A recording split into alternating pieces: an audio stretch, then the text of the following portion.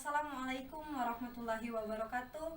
Perkenalkan, nama saya Bonita Citra. Saya dari Fakultas Ekonomi Universitas Bina Insan, Kota Lubuk Linggau, Sumatera Selatan. Bismillahirrahmanirrahim. Alhamdulillahirabbil alamin. Assalatu wassalamu ala sayyidina Muhammadin wa ala alihi washabihi ajmain. Amma ba'du. Pertama-tama marilah kita panjatkan puji syukur kita kepada kehadirat Allah Subhanahu wa taala, yang mana pada hari ini kita masih diberi kesempatan, kesehatan, kenikmatan, sehingga kita masih bisa melihat dunia yang cerah ini, dan juga kita masih bisa berkumpul dengan orang-orang yang di sekeliling kita. Selawat serta salam tak lupa kita junjungkan kepada baginda kita, baginda Nabi besar Nabi Muhammad SAW, yang mana telah memberikan kita syafaatnya. Berkatnya kita masih bisa memberikan sesuatu yang bermanfaat bagi orang lain. Baiklah sahabat sosial media dimanapun kalian berada, di sini saya akan membahas dan memberi penjelasan mengenai materi karya tulis ilmiah. Seperti yang telah diketahui sahabat sosial media, karya tulis ilmiah itu sangat menarik sekali untuk kita pelajari, karena karya tulis ilmiah itu merupakan kunci kita menulis karya tulis ilmiah baik di perguruan tinggi maupun dimanapun. Baiklah, di sini saya akan membahas tentang karya tulis ilmiah. Di sini ada 6 pokok pembahasan mengenai karya tulis ilmiah. Yang pertama, pengertian karya tulis ilmiah. Kedua, fungsi karya tulis ilmiah. Yang ketiga, ciri-ciri karya tulis ilmiah. Yang keempat, manfaat karya tulis ilmiah. Yang kelima, jenis-jenis karya tulis ilmiah. Dan yang keenam, sistematika penulisan karya tulis ilmiah. Yang pertama, pengertian karya tulis ilmiah.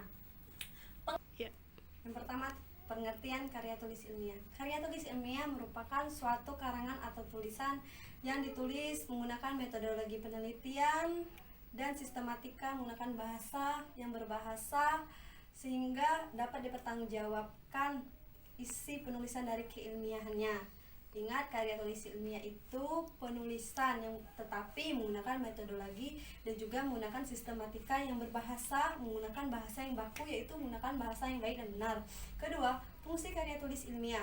Fungsi karya tulis ilmiah ini sebagai sarana untuk mengembangkan pengetahuan, teknologi, dan seni.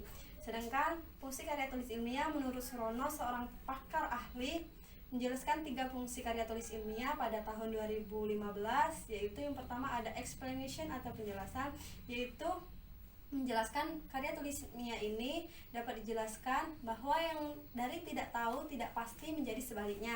Kedua, ramalan atau prediction, yaitu karya ilmiah dapat mengantisipasi kita untuk meramalkan kemungkinan-kemungkinan pada masa yang akan datang. Ketiga, kontrol atau pengawasan, yaitu karya ilmiah berfungsi untuk mengontrol, mengawasi, serta mengoreksi benar atau tidaknya suatu karya ilmiah tersebut. Yang ketiga, ciri-ciri karya tulis ilmiah. Ciri-ciri karya tulis ilmiah yang baik dan benar. Yang pertama, logis. Kedua, objektif. Ketiga, sistematis. Keempat, akurat. Kelima, terbuka. Keenam, berlaku untuk umum. Ketujuh, santun. Dan kedelapan, tidak pleonatis serta tidak menggunakan bahasa yang berbelit-belit, yaitu menggunakan bahasa yang mudah dipahami, menggunakan bahasa baku sehingga mempermudah baik penulis maupun pembaca mengenai isi karya tulis ilmiah tersebut.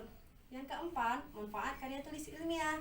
Manfaat karya tulis ilmiah ini yang pertama, penulis terlatih untuk keterampilan membaca, karena sebelum ia menulis karya tulis ilmiah tersebut, terlebih dahulu ia membaca apa yang akan ditulis dalam karya tulis ilmiah tersebut.